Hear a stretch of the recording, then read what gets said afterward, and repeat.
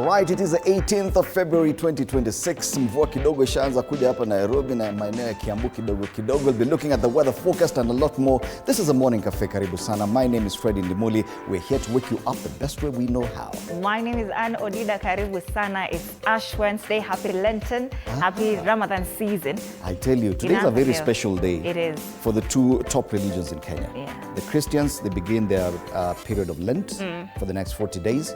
And for the brothers and sisters of the Muslim faith, yes, they begin the month of the holy month of Ramadan. Absolutely. Sasa Easter na Eid almost at the same time. Sherehe zinafuatana. Sherehe zinafuatana. Itaanza Eid iende ama itaanza Easter iende Eid alafu. Because Easter, Good Friday is on the 3rd of April. So okay. And then on Monday. So itaanza Ramadan, yes, Eid, yes, iende Easter. yes. Alafu zingine national holidays. Today is Hump Day. That means we're talking matters of the heart. Hiyo ndio tunazungumzia. Kumekuwa na mambo mengi. Is it matters of the heart kwanza? Is it matters of the heart or matters of the pocket? Kuna ni matters of the heart. What matters to you? Hebu tuangalia question of the day so we can come back and talk about it. At 8 a.m., of course, we have a very big panel here. Because you know, probably this conversation should have been had on a Tuesday. As Biashara Tuesday. Akuna. Because you're talking about money. Akuna. It's not matters of the heart. Who is talking about money? Kenyan women apparently, okay, hear me out. So Kenyan women apparently, and this comes from the big story that... stereotype. Umesema Kenyan women, sawa. Kuna evidence kwa kaltas. A Russian guy shows up. Did you see me there? He just shows up.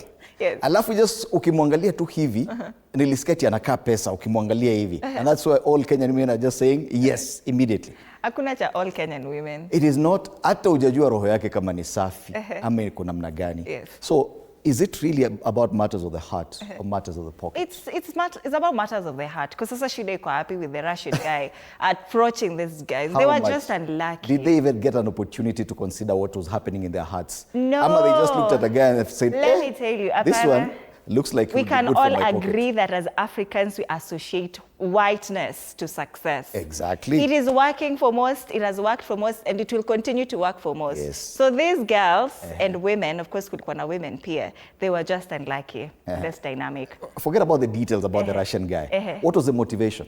Was it matters of the heart? Yes, because or matters of the heart. Or the future. You know, I had mwingine akimwita hadi babe. Can you imagine? So maybe alikuwa anaona future with this white guy. Maybe anaona visa anaenda kupata hapo. Maybe anaenda kuona hii namtoa kwa and that has very little to do with the heart. That has very little to do with the heart. No, let me tell you. It is about future success. Even with a black man, it's the same. Women look ahead. Okay. They look at the investment in this. Exactly. So probably someone like me, you look at me and you don't see the success. You know, Nasema, stop stereotyping Kenyan women. So the question we're asking today, and it's very interesting. Is it about financial support or emotional presence? What matters more in a relationship? Financial support or emotional presence? Should we really be having this conversation today on a Wednesday? Matters of the heart? It's today. Or Tuesday, when we're talking about Biashara Whether Tuesday. you kiss me or you neck me, it's today we are talking matters of the heart. What matters most to you, Fred? Exactly, and I like this one. Is it the heart or the money? Sasa, what matters to you? Me, of course, as a man, the heart. Yeah, of course. Lakini inakaa the other gender, they are more about the money. Mi nae kusema tu kweli, for me it's financial support. See. At least it's financial. I do. At least it's in the public domain, I am. But you know, once money is there, even producer amesema yake ni emotional. But for me, it's financial support. Because with this financial support, even that emotional presence will be there. All the problems that I've had, money has solved them for me. Kwa hivyo hata pesa ni sabuni ya roho.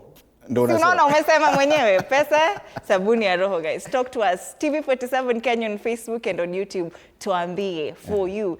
Is it all about financial support or emotional presence? Ningependa sana kujua director. And I would want Kenyan women, especially Kenyan women, to tell us more about what they would go for. Is it financial support or emotional presence? And kwa wale walikuwa attracted to that gentleman, what was it about? Was it emotional support or financial support as well? All right, let's come back and take a look at the weather situation.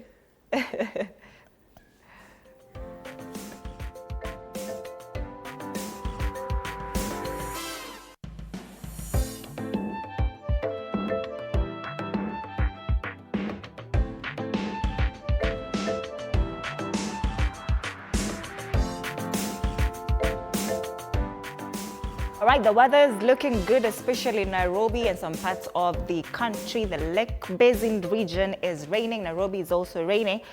So I want us to take a look at some parts across the country. We start off in Kisii. It's a partly sunny day today. This morning it's 16 degrees. Highs of 26 degrees today. Kericho, it's a cloudy day. This morning it's 13 degrees. Very little precipitation here. Highs of 23 degrees in Kericho. In Nyandarua, it's a cloudy day as well.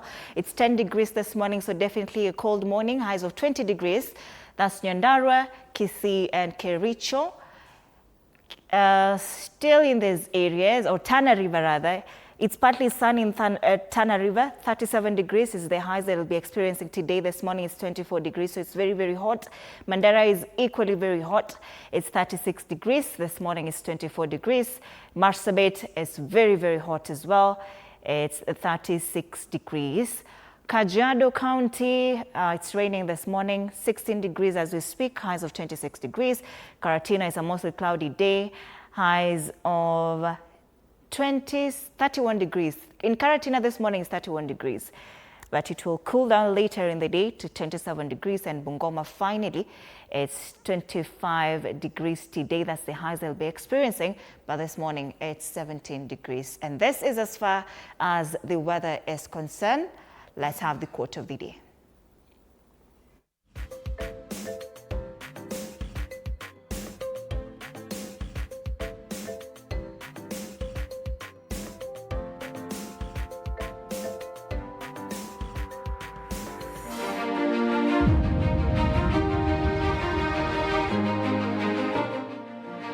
The only way to do great work is to love what you do, because when you're passionate, you bring energy, creativity, and perseverance to everything you create.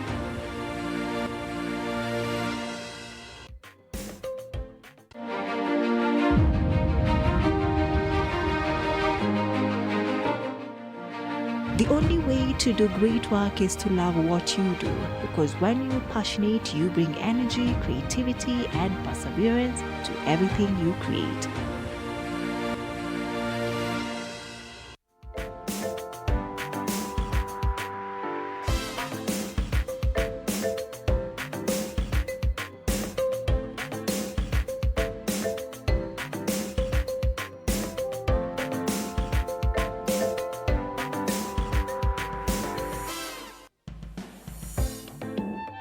Right, let's take a look at the dailies and go regional. Of course, we start off in Uganda, where they have a new CEO for the Ugandan Airlines, and that's what is on the front page of the Daily Monitor in Kampala. Uganda Airlines, 3-in-1 CEO, and they say they've raised concerns that governance analysts have raised a red flag on the appointment of Mr. Girma Wake as Uganda Airlines acting CEO, external consultant, advisor, and board collaborator, all in one, calling it a recipe for confusion. So he's a consultant. He's also the CEO, and he's also working with the board of Ugandan Airlines. So how exactly will it happen? They've been looking for a new CEO after the other one was fired. Remember, Yoweri Museveni said we are ending nyumbani. Yeah. Yesterday we were looking at the dailies in Uganda, and they were talking about the crime wave in Kampala and other cities. Today on the front page of the Daily Monitor, they have a photo there of some youth who are rounded up. They say over 200 rounded up amid a rising crime wave. So the police in Uganda have acted, and some of the suspects were arraigned at the City Hall Magistrates Court in Kampala, where they were separately charged with disturbing public peace, according to the local government's Maintenance Law and Order Ordinance of 2006. So yes, police in Kampala, Uganda are tackling that crime wave. So those are the two stories, a new CEO for the airline and the crime wave in Uganda.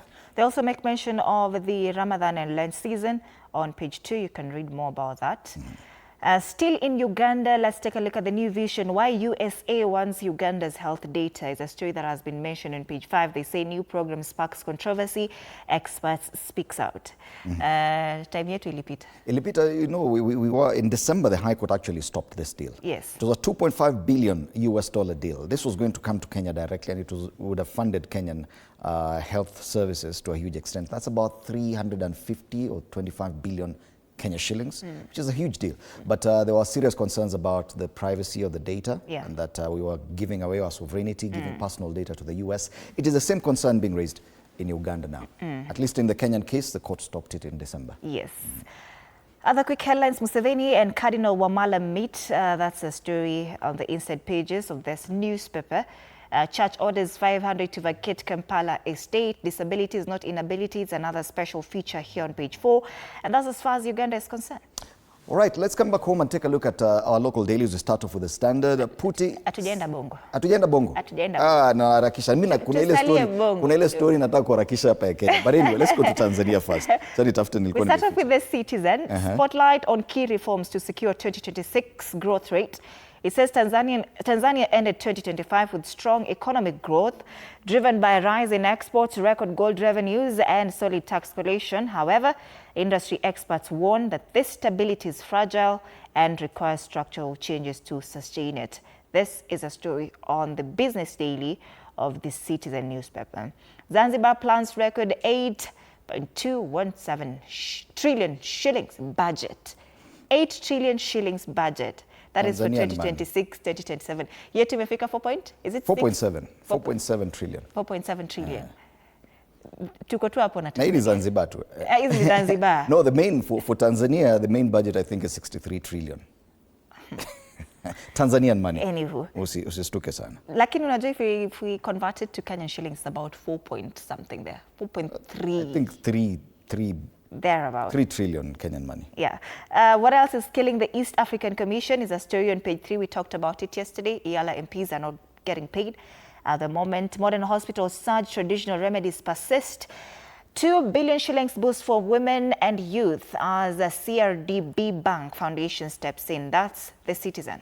All right. Tukisalia kule Bongo, gazeti la Mwananchi, ushahidi fiche unakiuka haki. Sema ni uamuzi wa jopo la majaji watatu laagiza sheria iboreshwe kulinda usawa, haki upande wa utetezi, mashtaka, latoa miezi 12 kwa bunge. Masuala ya haki kotini. Wanaendelea na ile, kuna interview walifanyia huyu jamaa, huyu naibu mwenyekiti wa chama cha CCM. Bado wanaendelea, anasema Wasira afunguka, huku kwenye siasa hakuna msamiati wa kustaafu. Yeye mwenyewe ni mzee, so anasema hakuna kustaafu, hakuna msamiati. Hiyo vocabulary ya retirement hawaielewi kwa politics. Kwingineko sarakasi, mgogoro wa CUF. Ni wafuasi wa chama cha wananchi CUF wakiwa kwenye vikundi wakati wa polisi walipoingia kwenye eneo la ofisi zao kule Buguruni, Dar es Salaam, baada ya kuibuka kwa vurugu na makundi yanayovutana. Chama cha kisiasa, lakini wanapelekana mbio kweli kweli. Bajeti ya SMZ kupanda hadi trilioni 8.2, yani bajeti ya island inaitwaje? Kisiwa cha Zanzibar. Pale juu. Lissu shahidi walivyotoana jasho kotini. Habari tuliangazia hapo jana. Yes. Alisema shahidi alimruka. Kipetero kiesu. Alimuruka kweli kweli. Let's come back and take a look at the local dailies, and we start with the Standard, which talks about the story that I'm really interested in, and it's putting the city of Nairobi on sale. And I'm going by the words used on the front page of the Standard. So lazima iwak. Governor Johnson Sakaja's dramatic handshake with President William Ruto has sparked off a political storm in the capital. Now, after vowing to make Nairobi work, the youthful politician now stands accused of quietly surrendering core county functions to the very center he once promised to challenge. Critics see echoes of the old NMS takeover. This happened during Sonko's time. Allies call it pragmatic rescue, but for residents choking on garbage, traffic and water shortages, the 80 billion shilling deal feels like collaboration. Feels less like collaboration and more like an auction. Pages 4 and 5 dedicated to this story. So, and we'll be talking to some senators about this, because there are provisions in the Urban Areas and Cities Act for this cooperation. There are also provisions for transfer of functions in our constitution. It is not illegal, but the insistence by Governor Sakaja that that is not what is happening. It's not at it's not what it looks like. Yes. It's not what it looks like. It's not what you think. It's not what you think. It's not what it looks like. Yes. But everyone is saying, we can see what it looks like. If it quacks like a duck, walks like a duck, it's definitely a duck. Or what do you think? So that's the argument. And that's the only story on the front page of the Standard. Say how 80 billion shilling state Nairobi deal will transform the capital city. One of the most promising things there is probably the promise that the national government will take up the lighting of the city of Nairobi. They say about 40,000 lighting points. Can you imagine how many street lights they're talking about? So people are saying, okay, fine, the county government should have been able to do that. How come simple things like street lighting, garbage collection, water provision is a big problem? Those are the main functions. If at all you're signing on those, aren't you transferring the functions? So it is more of a legal argument than a political one. It is, have you transferred the functions? So we'll be looking at that. Huyu jamaa anaitwa Jesse Jackson. Jesse Jackson is a reverend kule US. Wakati Barack Obama became president, the first time in 2008, was it 2008 or 2004? Yeah, Jesse Jackson cried. Why? He cried.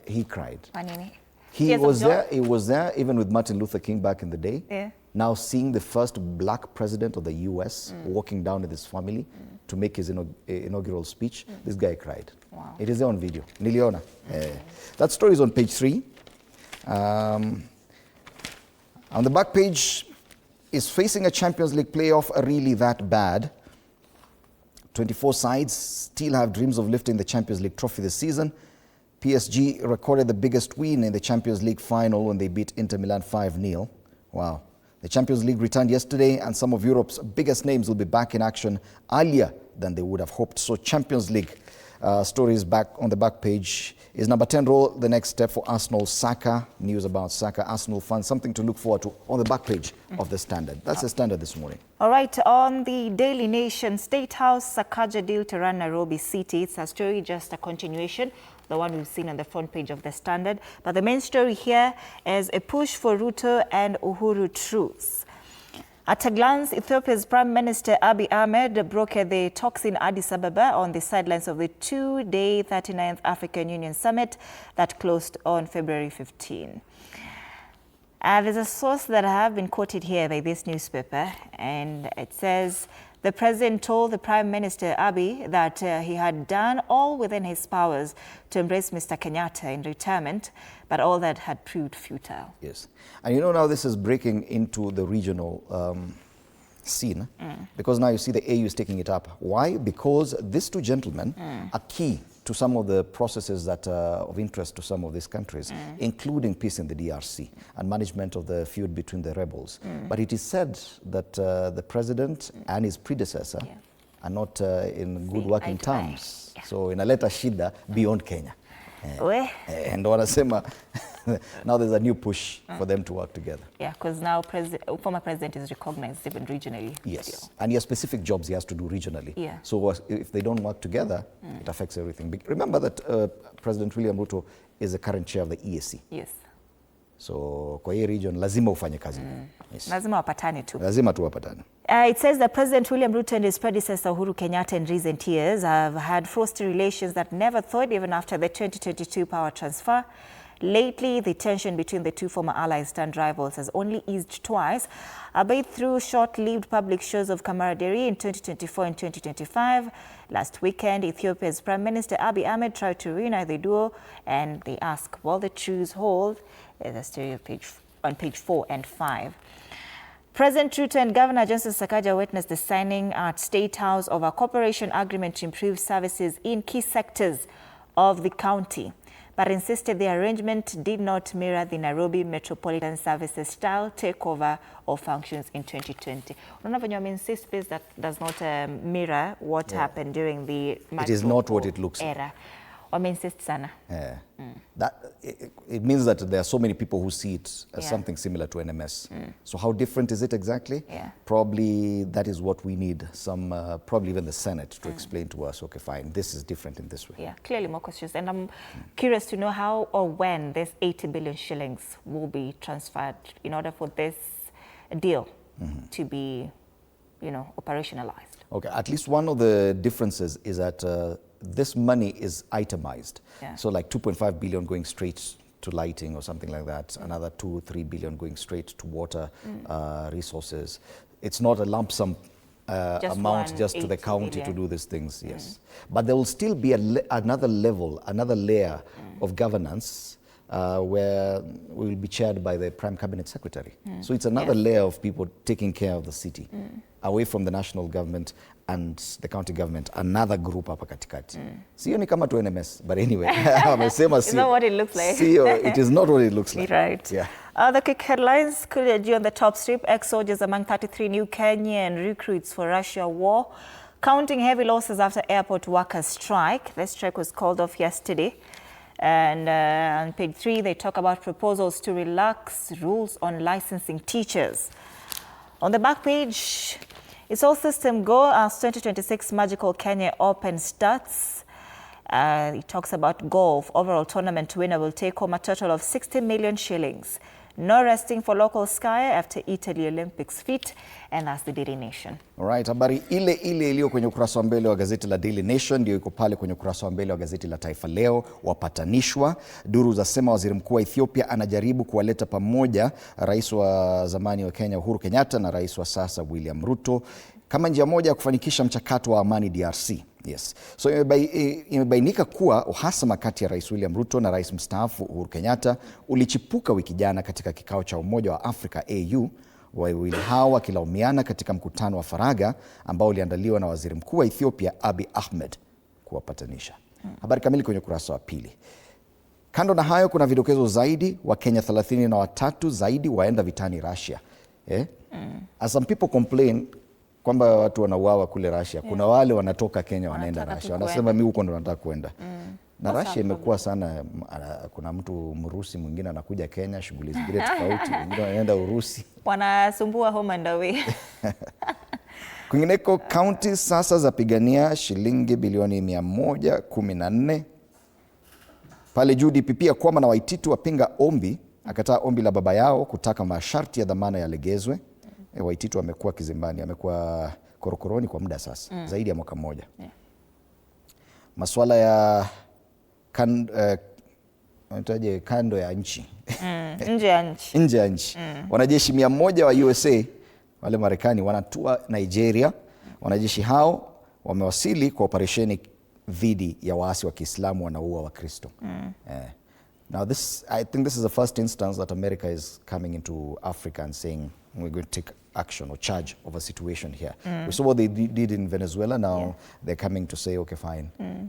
President Trump said, whatever is happening in Nigeria with the killing of Christians, we will come. Finally, they have 100 soldiers on the ground. Maswala ya sporty, pressure Arsenal kulaza Wolves leo.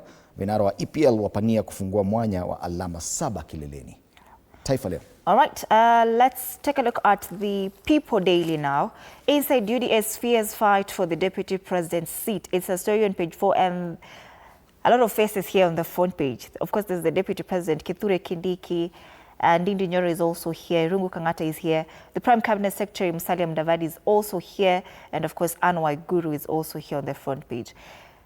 Replacing Kindiki is what the People Daily wanasema. Lakini Kindiki has said, maybe the deputy president. I like this angle that the People Daily has taken because so far we've been discussing the running mate position in as far as ODM's negotiation in the coalition.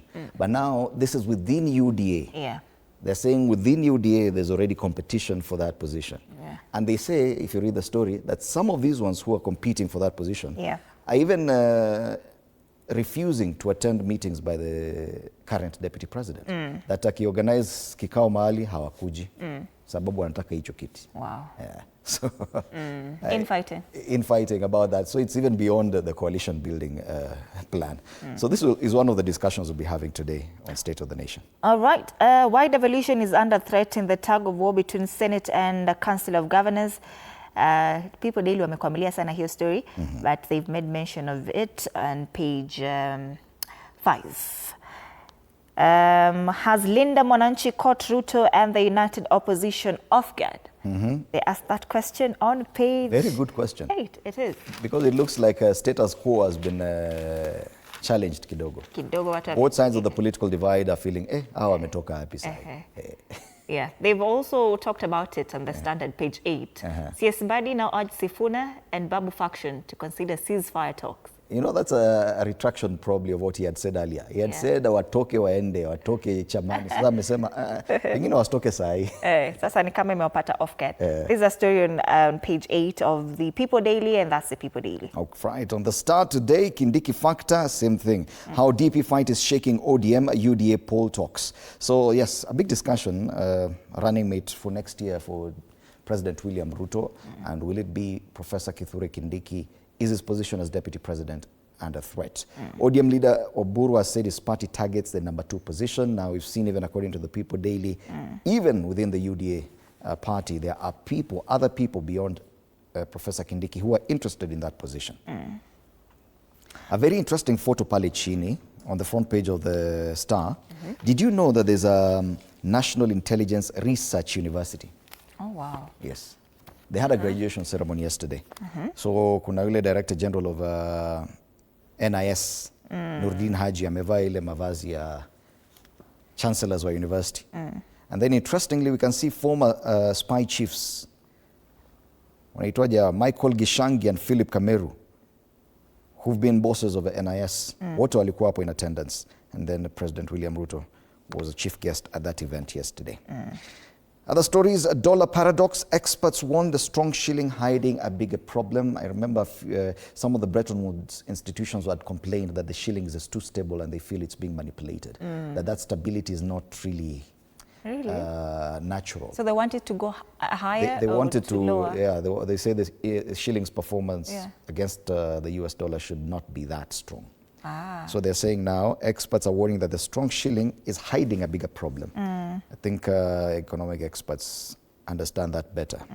United opposition leaders threatened to hold nationwide protests over IG Kanja snub. They promised that every Friday starting this week, they will be protesting. Na pamoja na their supporters, not just the leaders. Okay. Pale juu, erectile dysfunction. See doctor, Mukombero won't get you going. That story is on page 3 of the Star. Hii sasa wakiambia watu Mukombero waifanye kazi. A urologist has said that there is no scientific evidence that the root Mukombero treats erectile dysfunction. So unakula tu miti na hakuna kitu inakusaidia nayo. Well, that story is on page 3 of this paper. You can read more about it. All right, that's the Star. And we can tie it to what's happening in Tanzania. They talk about mitishamba. Ni poison, ni dawa, ama tu ni unakula tu vitu na ujui nini. Unapewa tu matawi. Enda hospitali wewe. Business Daily, Kenya 6 ID cards from Elon Musk's Starlink users. It says Kenyan authorities have issued a demand to Elon Musk's Starlink to provide national identity cards, postal addresses, and phone numbers of its subscribers to curb cybercrime amid surveillance and privacy concerns. Now, it says Starlink has informed its satellite internet subscribers that services risk being discontinued for May if they fail to provide the identification documents for the state or for state to use.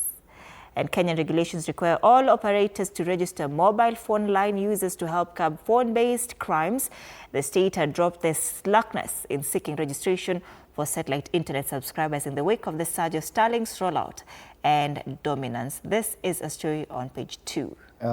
Some people may see this as an attempt by the Kenyan authorities to control the availability of internet in Kenya. I remember there are threats that wanaweza shut down internet anytime. But now with Starlink, which is satellite-based, that could also be a challenge. So wanasema tunataka kujua kila mtu mwenye ako na Starlink. Tupatie ID. Tujulie. Interesting times. 6 counties snub 1.3 billion shillings from Poverty Fund. It says, under the Equalization Fund, these 6 counties failed to present project proposals for approval. An audit has revealed denying residents better access to amenities such as clean water, roads, and healthcare. It's calling it the Poverty Fund. That's a bit, probably people might see it as offensive. It's the Equalization Fund. So counties that are marginalized, really marginalized, ile pesa wanapewa kando ile ya kuboost, ndio tunawapea ile kawaida, lakini tunaongezea nyinyi sababu mko na shida zaidi. But when you call it Poverty Fund, anyway. Inaitangwaje ku attract the reader. You know, if you see poverty, everyone would want to read about it. State House and of course City Hall signed deal for infrastructure funding.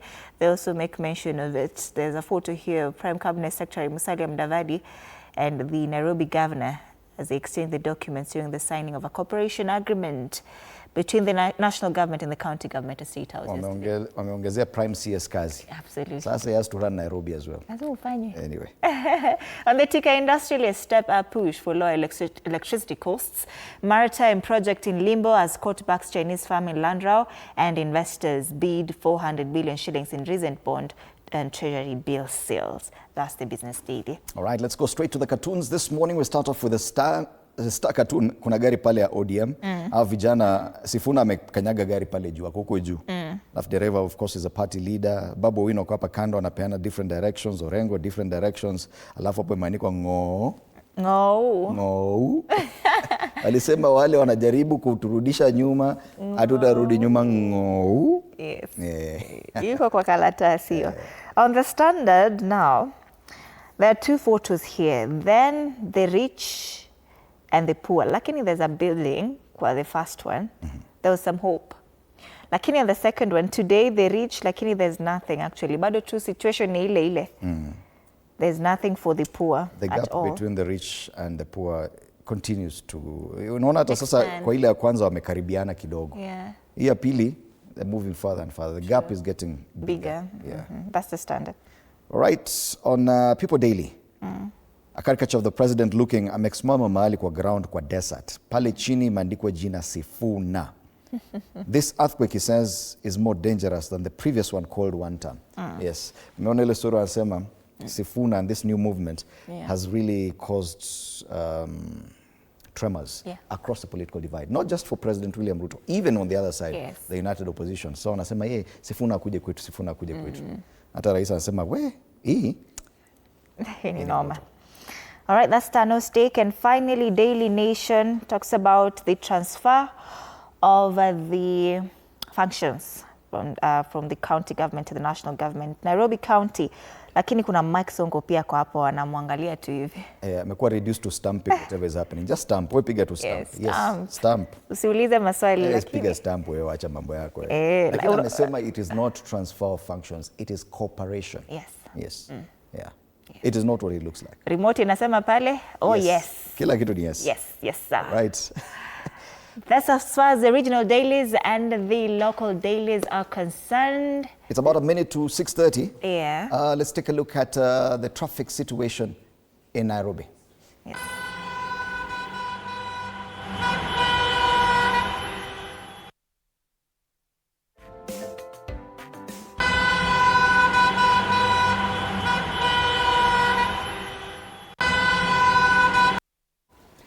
All right. What does the traffic situation in the city look like this lovely Wednesday morning? Tuangazie hapa tuone mabarabara inakaa namna gani. There we have it. All right, there we have it as it loads. At 6:30 usually the Pangani interchange is busy, and yes it is. Hata kama inapotea itakuja tu hapa saa hii. I can already see Thika Road pale kuna shida. And I don't know why it's taking too much time. Yes. Thika Road kama kawaida, long stretches of red all the way from Ruiru, a bit of that at Githurai and at Kahawa, Wendani. Once you get to Kasarani, it starts getting busy, especially just before Garden City Mall, a long stretch of red there. And after Allsops, now Kishafika KC University, as you dip pale Utalii Drift and up Mathare Mental Hospital, it is red. Kufika Pangani interchange, you'll spend at least 20 minutes there before you cross into the CBD. Kangundo Road is looking good today, but a bit busy with matatus carrying people at Njiru, Kayole, Komarok, and Umoja. So both sides of the road heading towards Njiru and heading towards Outer Ring Road, looking a bit busy there. Further down towards the airport on Outer Ring Road, pale Fedha and Tasia, ukitoka Embakasi ukienda upande ya Donholm, it's getting busy as well. A bit of traffic at the interchange ya pale City Cabanas as well. So those coming from Utawala heading towards CBD and hoping to use Mombasa Road, there's a bit of a traffic challenge there at the City Cabanas interchange. Those using Jogoo Road into town, of course, you do expect pale Makadara, matatu zimejaa pale, a bit of traffic there. After that, it is smooth all the way into town, a bit of snarl up ukifika just before the Landis Road roundabout. But after that, it won't take you long before you get into the city center. Mombasa Road all the way from the airport is green on both the expressway, na ile pale chini, the Mombasa Road itself, nothing to worry about. The southern bypass is green, and Wayaki Way all the way from Kangemi into town is okay. Ngong Road, a bit busy at the Junction Mall and at the Prestige Junction as well. Other than that, kwingine traffic is new. All right, that's 33 minutes for 6 a.m. Good morning, Kenya. Gilbert Toby tuned in at Transmara, Narok County. Advisor Pastor Emmanuel Barasa Manu anasema good morning, Kitengela well represented. We see you, asante sana. Daktari Yusuf Kienyeji watching live. Yes, Ruth Karani anasema good morning, watching from Kamae Gatingaine. Anagotea Liz Ndungu Shosho Atwana. Mukoya Ayua anasema good morning, morning cafe. Kesi ya Tundu Lissu ni usumbufu tu wa serikali. Uganda ya Besigye ni vivyo hivyo na Kenya ya mwanaharakati Mwabili na wengine ni usumbufu tu. Well, that's what you feel, Mukoya Ewa. And finally, Jacob Singleglebi Anangwe, watching live from Nyari Estate, Baria 3, Nairobi County. Thank you so much for watching.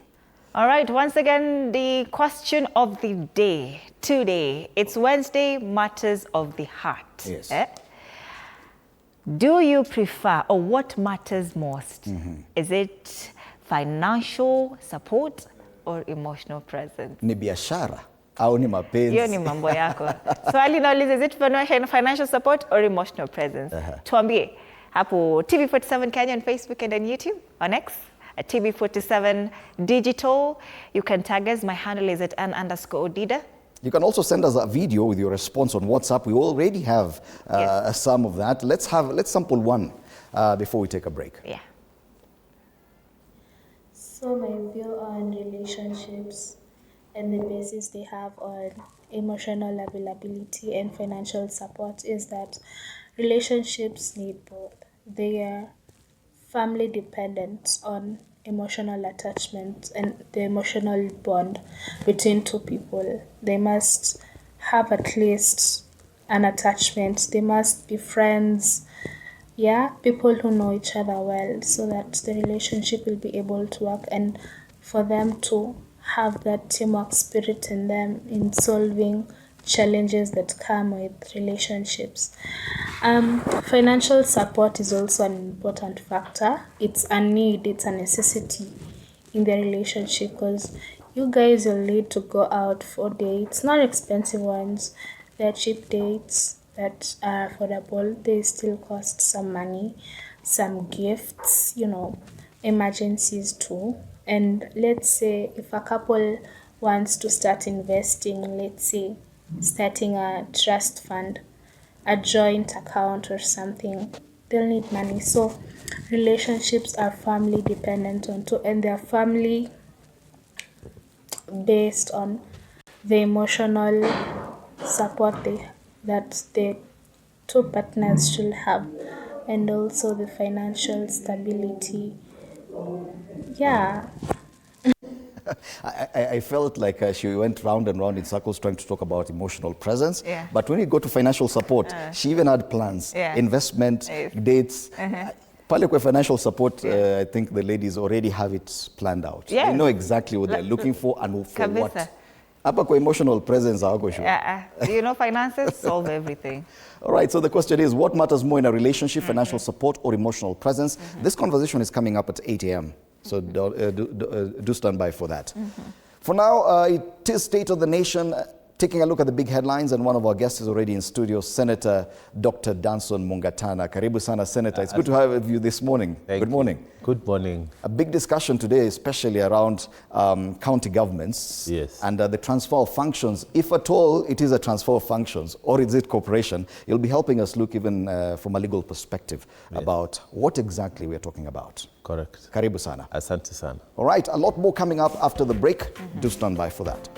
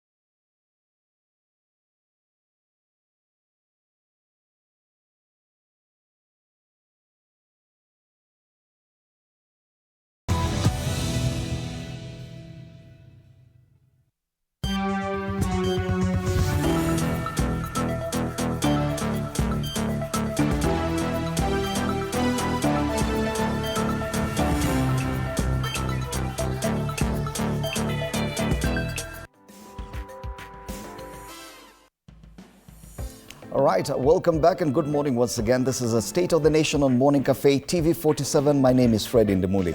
This morning, quick look at the dailies, and the big story, of course, is what happened at State House Nairobi yesterday. What features on the front page of the Standard, putting city on sale, with the image of the county governor, Johnson Sakaja there. Now, the argument is on whether this is a repeat of what we saw when Governor Mike Sonko was governor and the entry of NMS. Governor now cedes county functions to Ruto in deal to revamp Nairobi is a headline on the inside pages of this paper. Now, Article 187 of the Kenyan Constitution provides for transfer of functions and powers between levels of government, and it provides how this should happen. If a function or power is transferred to a government at one level to a government at the other level, arrangements shall be put in place to ensure that the resources necessary for the performance of the function or exercise of the power are transferred, and the constitutional responsibility for the performance of the function or exercise of the power shall remain with the government in which it is assigned by the fourth schedule. That is according to the Kenyan Constitution, but Governor Sakaja says that is not what is happening. He quotes the Urban Areas and Cities Act of 2011, which in section 6, subsection 5 says, subject to subsection 2, the two levels of governments shall enter into an agreement regarding the performance of functions and delivery of services by the capital city.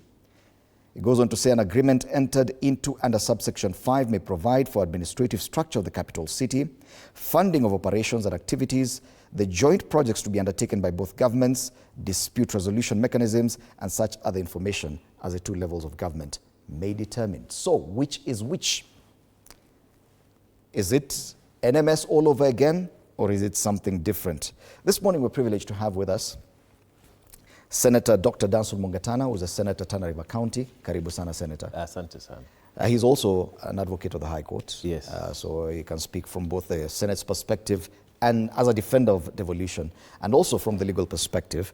Also with us is social political commentator Mesha Kodede. Karibu sana. Thank you. We're hoping Senator Nyoto of Moranga will be joining us as we continue this conversation. But Dr. Mungatana, which is which? Because the governor of Nairobi insists that this is something different. And probably before even you even answer this question, let's listen to the governor on what he said during the signing ceremony yesterday.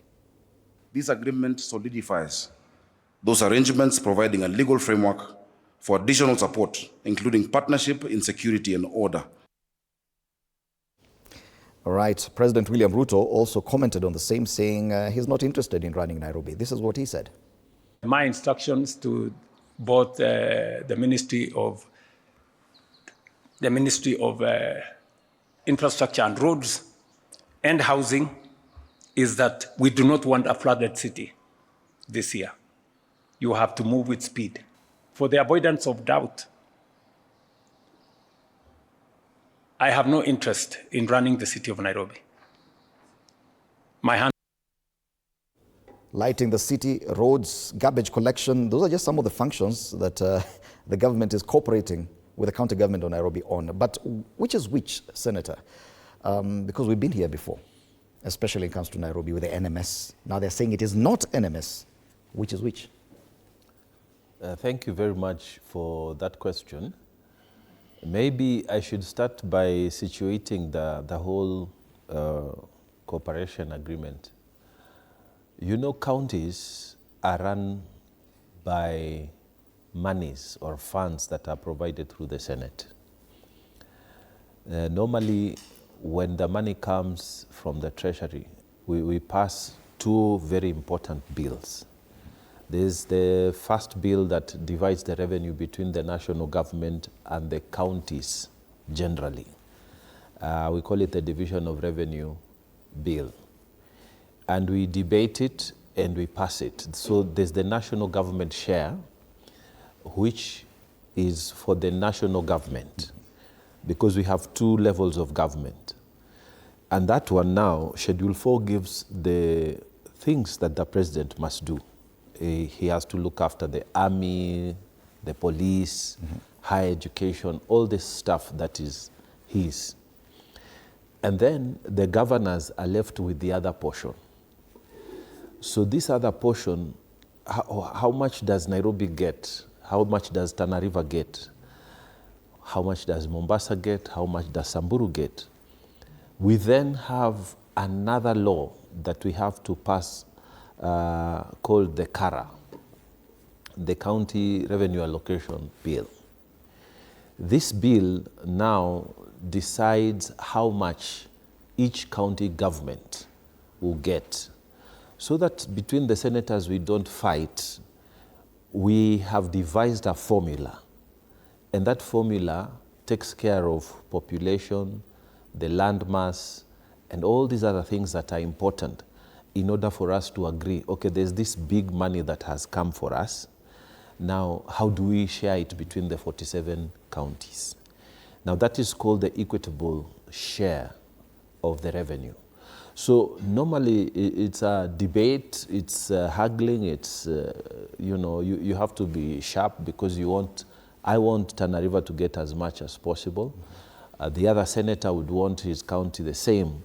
So we have to sort of agree. Now, there are some counties which are very small, and even when we use that formula, you will find they are still very disadvantaged. And here you have certain counties like Nyandarua, counties like Lamu. So again, we have to sit down and say we must have a win-win situation. So are we able to cut here, cut there, cut here, cut there, so that they are able to survive? You see, counties like Vihiga, very small, because Vihiga was hatched out of the original Kakamega. So once we agree, and this is a very torturous, and very divisive kind of thing, but we always try to make it happen. So once we have agreed, then we pass the law that now schedules how the money will move from Treasury to the various counties and at what time, so that we have then predictable exchequer releases for the county governors to operate. Mm-hmm. However, truth be told, that certain counties require a lot more than what is allocated to them. So, for me, I think the residents of Nairobi should be very, very grateful and very happy that 80 billion extra on top of whatever has been given to them through the normal Senate process, they are getting an extra 80 billion. For example, if I had known Nairobi was going to get that, I would have given different arguments during the negotiations. Mm-hmm. I would have wanted more, maybe something to come, because 47 counties, if one is getting an extra 80 billion, wherever from the national government share, then I would have made more, arguments so that Tana River maybe can get an extra 500 million or $1 billion, and I'm sure many others, so that then we'll say, okay, Nairobi, you can remain with 47, but let's share the rest of the other amount. You see what I mean? So I think if I'm a resident of Nairobi, or as a resident of Nairobi, because I am both a resident of Nairobi and Tana River, I really want to thank His Excellency the President, because he has said very clearly that, you see, we are going to pump in money. But Senator, you're jumping the gun here. Before you even thank the President, it may be a good deal. Yeah. We're not refusing. Yeah.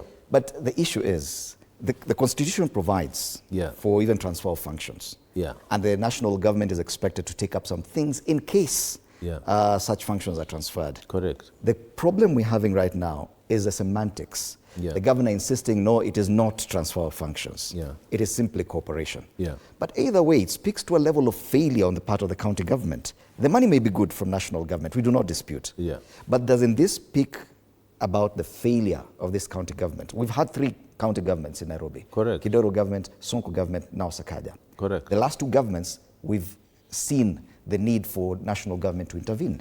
Yeah. Doesn't that speak to the failure of this county administration? Let's start from there before we even talk about the positive things that this cooperation will do. So for me, I would want to look at it from a wider perspective. And maybe Governor Sakaja and Senator Sifuna might be the correct people to ask whether the government is functioning well or failing. But from my perspective, if I am running, say, a company, and I ask the bank or I ask another financial institution for capital injection so that I can achieve my targets, I'm not failing. I'm simply asking for support. And that is not failure. Failure is when now I'm not delivering anything, I have no plan, I have no direction, I don't even know what to tell my company where we are going. So in this case, if I was governor of Nairobi and I have good relationship with the president, and I know that I can go to him and seek support, and he's willing to help me, why not use that line? Because look, even with the money that you have, you're not being able to pay the workers. Yesterday, I was in Nairobi and I saw the health workers stand outside the governor's office demanding to be addressed on the implementation of the back-to-work agreement that they signed. So when you look at that, you would see that with the money that he has, there are some functions ambazo zimemlemea. So if you ask for help, is it really a sign of failure? I doubt. This kind of intervention, Bwana Odede, surely. Kidero did not ask for government intervention. Mike Sonko did. In fact, it was not him asking. The national government just had to intervene. It is more or less what we're seeing now. Yet the insistence is that it's not what it looks like. Don't you think that there's a level of failure that's now coming to the surface, that the county government of Nairobi has been unable to perform its functions, including garbage collection, which is actually one of the basics of any government, and now is looking to the big brother for assistance? Thank you, Fred. I'm looking at it this way, because there is the political angle, which is definitely showing what you're talking about. Again, we are socialized as a community that once you pick it up, we actually don't want to go into details as a people to understand what are actually the unique situation that Nairobi is in compared to other counties in the country. But Senator Mungatana has brought something very critical. They have a system of allocating the revenue to all these counties that, according to the Senate, is equitable to what every county needs. But then the other unique challenges that Nairobi has, because like he has said, you realize Nairobi is that other county where everybody claims residence, while you also have residents elsewhere. And then you need services in Nairobi.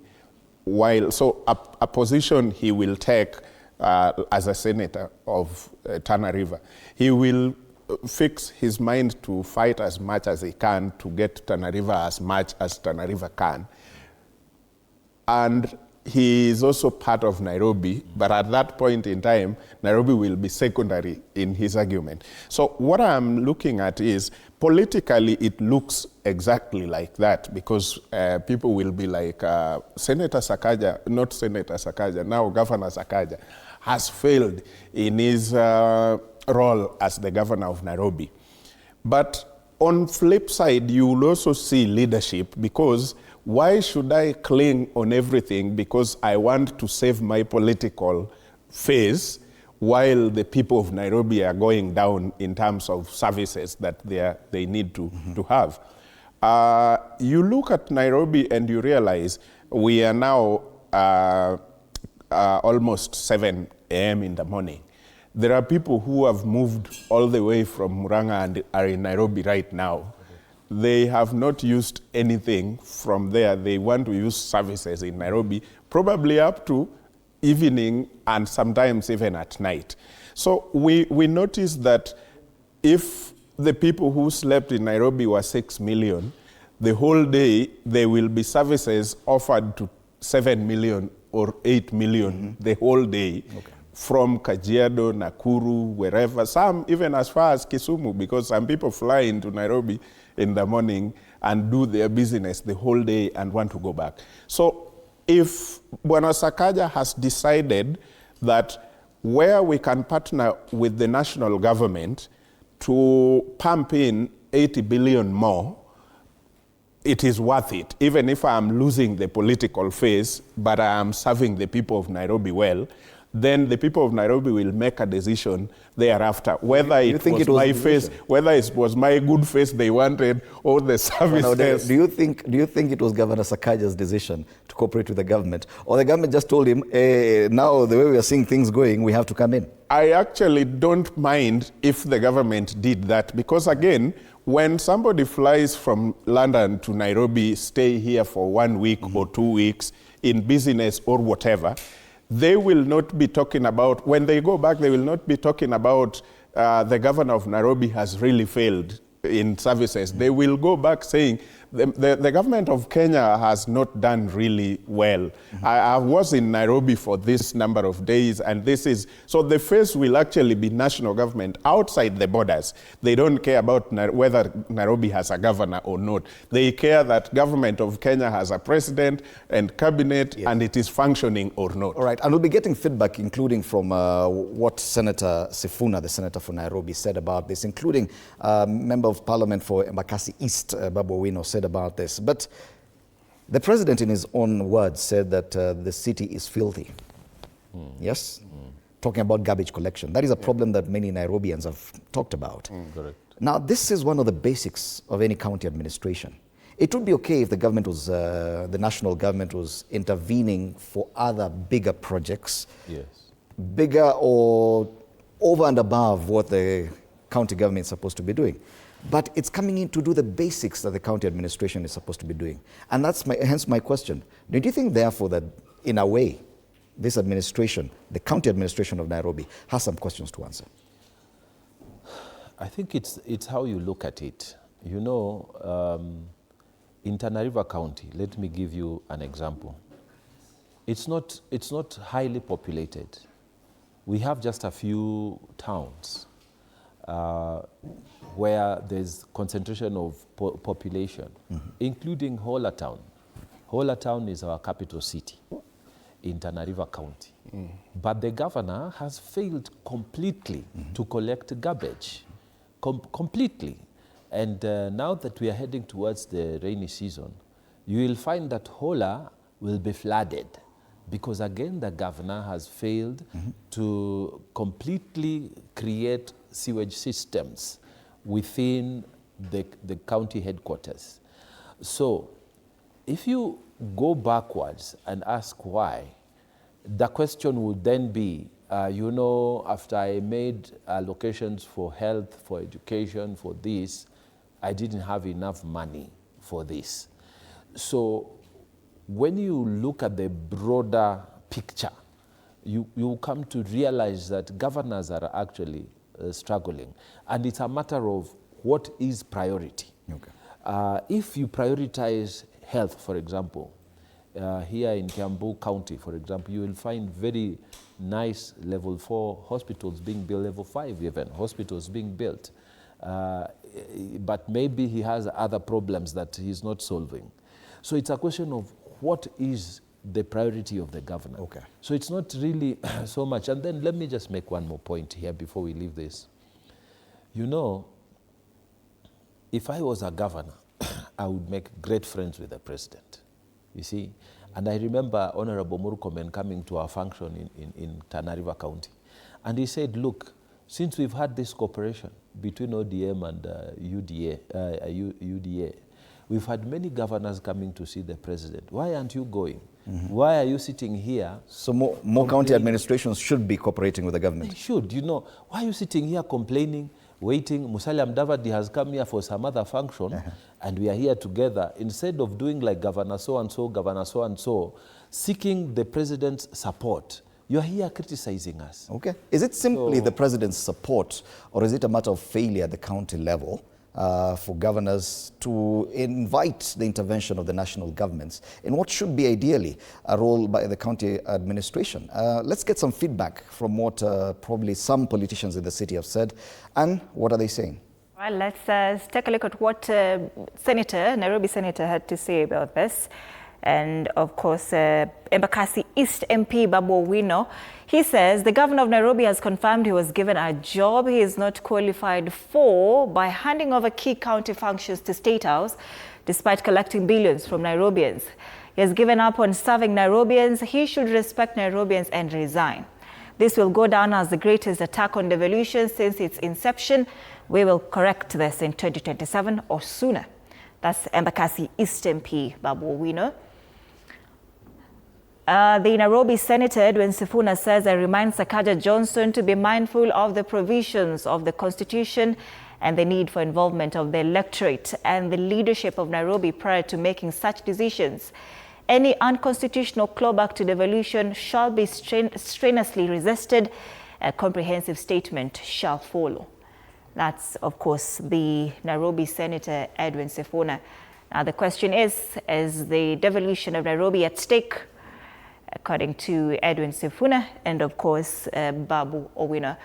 We are taking a short break. We'll be back with that conversation. Of course, continue interacting with us on our socials, TV47 Kenya on Facebook and on YouTube, and next at TV47 Digital. Send us your feedback. What do you think about this cooperation between the national government and the county government of Nairobi? See you after the break.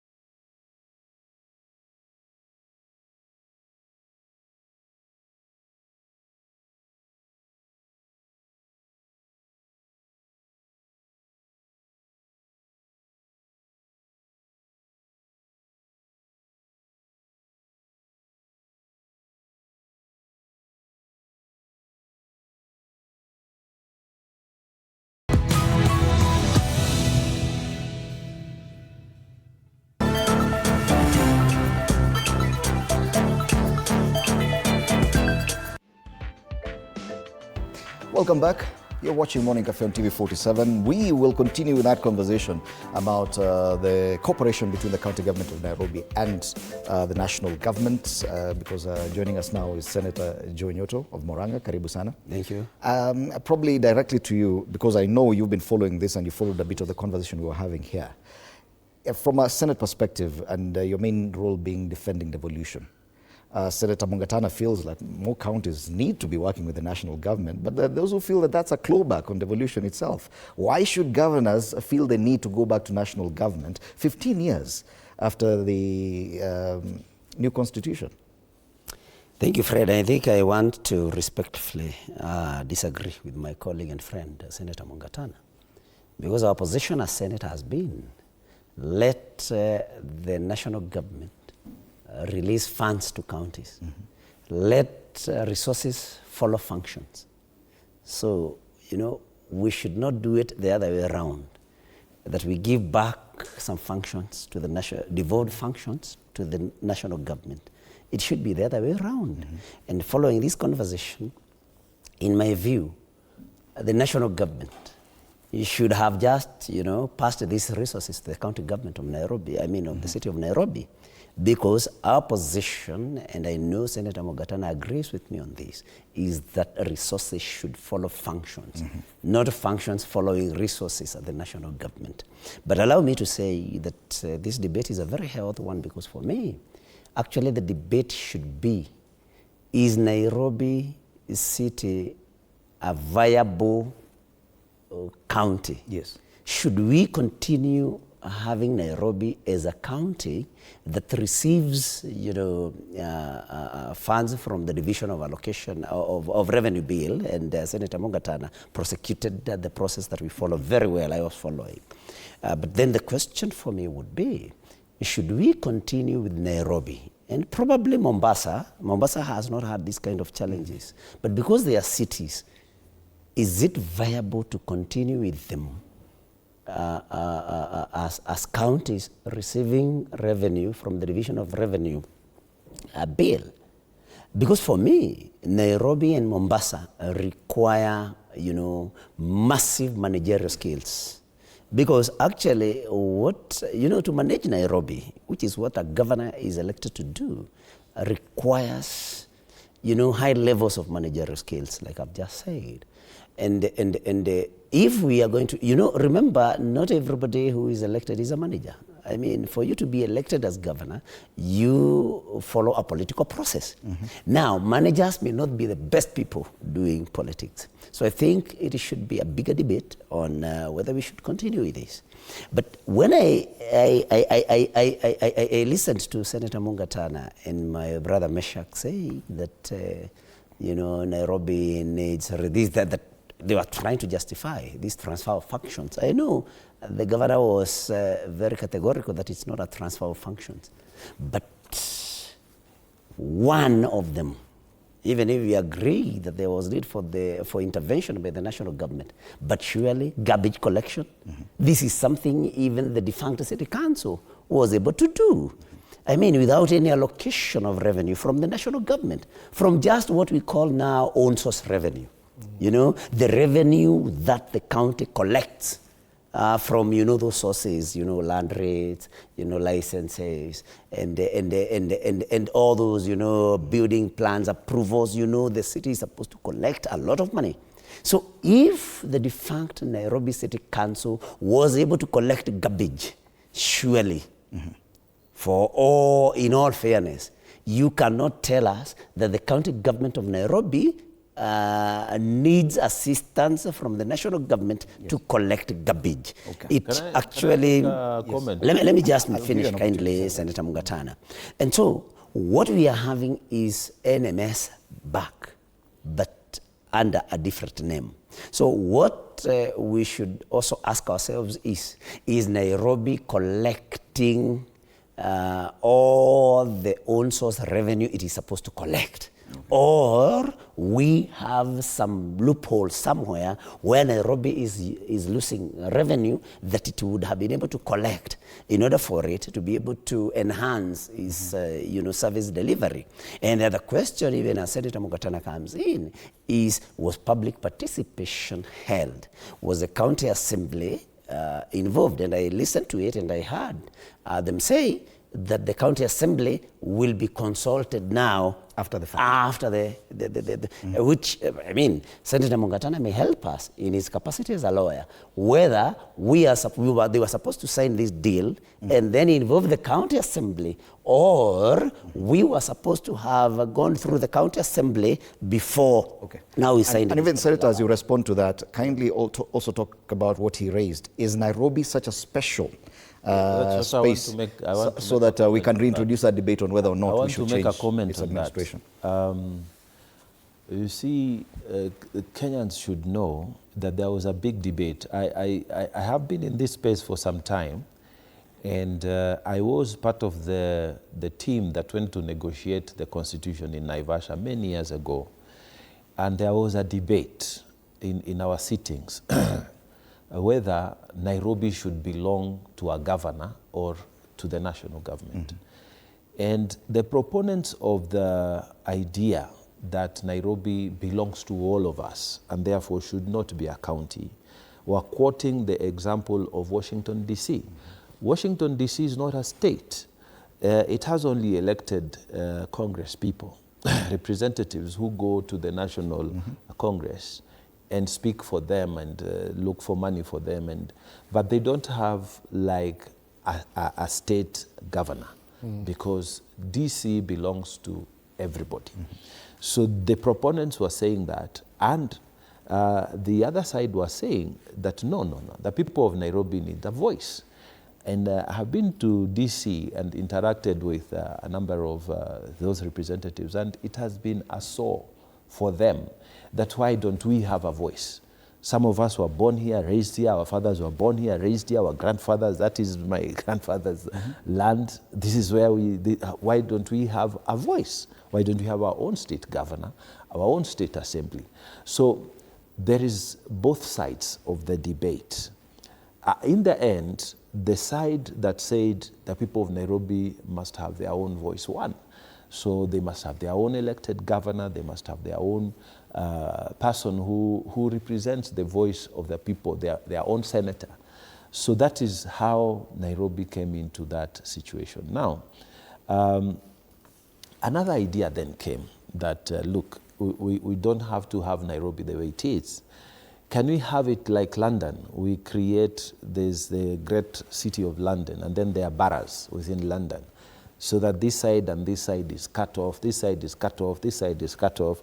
And although we have a state governor or a county governor, we should still have boroughs that are run professionally, like Honorable Nyutu is saying, but not one central person. These boroughs are able to collect revenues from their areas and run the city without a city council, so to speak, without a county assembly, so to speak. The county assembly merely sits at the level of the county and helps to make big county laws. Now, that debate resulted in the creation of the Metropolitan Department and a minister in charge of metropolitan affairs during past administration. But again, the political pressure, because Nairobians want their voice and all this, the presidents who came later, they did away with that department. So if you locate this situation, you will find that if today, for example, you went, as Honorable Nyutu says, we appoint managers, the people of Nairobi will resist. They want a politician. They will want their voice. They want a person that we can come and say, "Where Fred? Why are you not doing this? Where Nyutu? Kwa nini hamtatuletea maji? Kwa nini hamjafanya hivi?" They don't want a guy who is appointed. Okay. So this is a debate that must continue. But another point I want to make before I exit. Countries that have been very successful in managing their affairs, like the City of London, they collect most of their revenues from rates. You see, the rates, this money that comes from the landowners, that's where the money is. Not all these, I don't know, little shops and what and what. Unfortunately, in Nairobi, that has not been achieved. And not only Nairobi. If you see, you always see the governor of Nakuru, the governor of Kisumu, Mombasa, and all these saying, I'm waving because I want you people to come. There's this thing of, you want to enforce, but you don't want to lose votes. So again, because of that, you have a back and forth.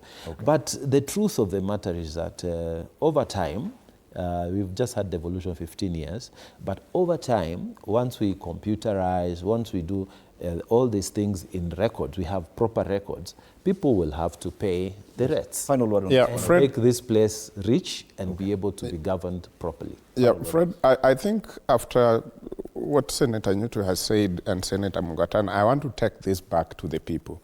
What kind of leaders do we need? Because at this point in time, I, as a resident of Nairobi, should be asking also my MCA, what are some of your contribution towards ensuring that Nairobi works? Because you are representing me in the county assembly and you are legislating representing me. Some of your ideas should actually be the things you promised, because if you promised me 1, 2, 3, 4 as an MCA to do in the area where I live, then I should be seeing that, including those garbage we are talking about. When you're campaigning as an MCA, you also told me, in our little ward, this is what I am going to do to ensure that we are up to this standard. How much have they contributed towards this failure, quote unquote, or this success, failure, quote unquote? No, I'm just okay. Yeah. So it cannot just be the governor.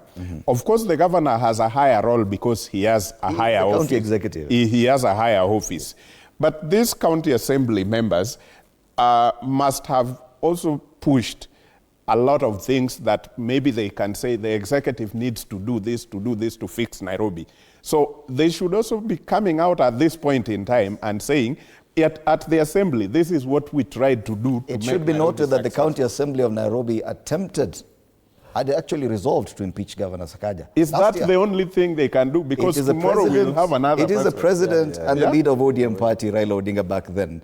That stopped the County Assembly from impeaching this governor. I know. For incompetence, nothing else. I know, Fred, but what I'm saying here is, if all the county assembly MCAs we are electing in all counties will only be having one tool that impeach or support, then we are messing the whole country. Well, they should also be coming up with some other idea. So Governor Sakaja insists that this is not what happened with Governor Sonko. This is not NMS coming to take over, that this is simply a cooperation with the government, and is quoting the Urban and Cities Act of 2011, that this is simply a cooperation. But if you look at the dailies, if it quacks like a duck and walks like one, it could just be a duck.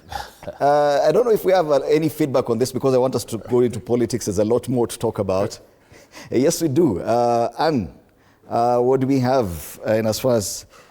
But Senator, this debate about clawing back, because if you listen to Senator Mungatana, he said that even beyond Nairobi, other counties should be going to State House. In fact, he was encouraging governors to go to State House and work with the president so that they can be having development go down to the county level. Don't you think that as a senator there, Senator Mungatana is a bit off as a defender of devolution? He actually not just a bit off. He's completely off.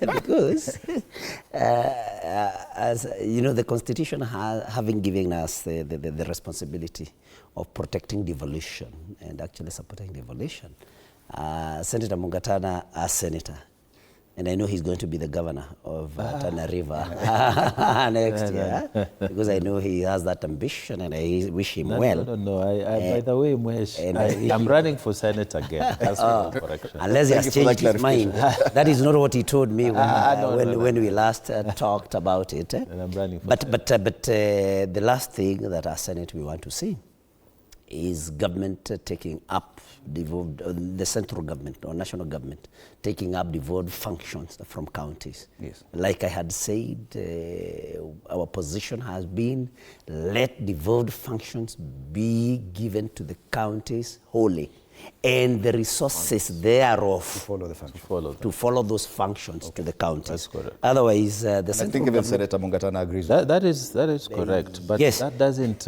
leave out cooperation. That's why I said, if I was governor, whoever the president is, whether he's You have to from work my with part or not, I would really go to tell, because I know, you see, in Kiswahili we have this saying that say, jungu kuu halikosi ukoko. Okay. So anytime I will go to see the president, I would also say, by the way, my county, I need more people appointed to national seats.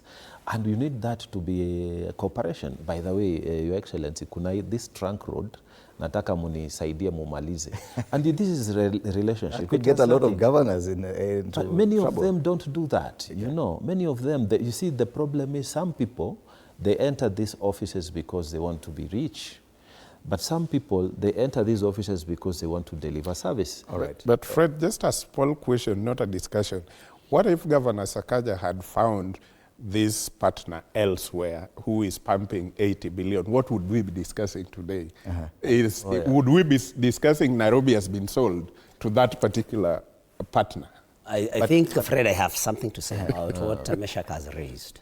You know, if a particular, investor or something had come in, different from government, you know, they would just come invest, but would not sit on that particular committee, you know, on top of the governor. Because remember, the committee, apart from the implementation committee, the other committee that is supposed to run these affairs is chaired by the Prime Cabinet Secretary, Musalia Mudavadi, and the governor is a deputy. Then in that board, that committee, they'll sit about 3 CSs. So this is full control. You know, a foreigner would not come, bring such resources and take control. Basically, the governor is not in control. He's not. He's not. Actually, the functions have been taken up by the national government. Right. And probably, Fred, allow me to say something that Senator Mungatana said that is very important. You know, and I followed his, his explanation on the discussions that happened before finally it was decided that Nairobi would become a county. But probably what we should do, and this is a challenge to Senator Mungatana and and other senators, maybe we can try to see whether he can come up with a law or an amendment where then we have some functions that are actually taken away from legally or constitutionally from the county government of Nairobi, and a ministry of metropolitan ministry is created, affairs ministry is created, where these functions are actually defined as functions of that particular ministry, yes, under the national government, so that when the governor now is elected, there are functions, so that this county, you know, operate somehow differently from other counties. Isn't that the same clawback on devolution, even talking about something like health, for example, going back to national government? No. We should be talking about even education going to the county government and resources following there. Yeah. Anyway, let's see what the people are saying online and what are people talking about, especially with regard to this discussion. All right, absolutely, and I hope you got that from Dr. Mungatana. Some people enter this place to make themselves rich. Lakini let's hear what the people are saying. Ken Makojala, in the next administration, Nairobi should not be a county. It's the seat of national administration. Simon Kiilu, revisiting the old script. Sami Kienzeku, I support it in its entirety. Dennis Arabtungo, it's just a PR to get votes for Nairobi. We have some more. Mwangi wa Waruru, Sakaja should just resign. Obaigwe KE says we were not ready to have a devolved government. Ephantus Gunjiri, killing devolution, Sakaja should have resigned and given someone else the chance to run the city. Jugena Gisho, he says biashara tu. And Dick Topke says it's illegal. So this is what the people are saying, Fred, and I don't want us to dwell much on this, so I'll just give it back to you, of course, for your next conversation. Much has been said. Thank you so much, Anne, for that. And keep your comments coming throughout our social media pages on X, TV47 Digital, on Facebook and on YouTube at TV47 Kenya. Gentlemen, I want us to take a look at something else that is on the headlines today and has been heating the headlines for quite a while. It's on the front page of the People Daily. Inside UDA's fierce fight for the deputy president's seat. Deputy president, hot seat this one. It's also there on the front page of the Star. Kindiki factor, how DP fight is shaking ODM and UDA poll talks. Senator Mungatana, back to you, because you raised this question at that meeting with the president in State House about the kind of space that ODM would take in this coalition. Yes. And you raised concerns about the demands they'd make, and once the coalition comes into fruition, what UDA would need to cede. It would appear that one of this has already been identified as a running mate position for President William Ruto come next year. Okay, fine, the People Daily talks about a different angle to it. It's about those within UDA who would still want the deputy president's position.